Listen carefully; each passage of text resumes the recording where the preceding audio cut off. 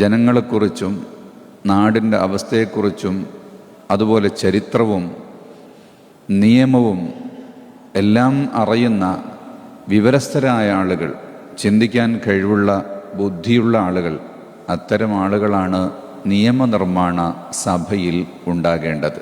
നാട്ടിലുള്ള എല്ലാ കല്യാണത്തിനും പങ്കെടുക്കും, എല്ലാ മരിച്ച വീട്ടിലും പോകും, എല്ലാറ്റിനും മുന്നിലുണ്ടാകും എന്ന് പറയുന്നത് ഒരു വ്യക്തിയുടെ വിശേഷണം തന്നെയാണ്.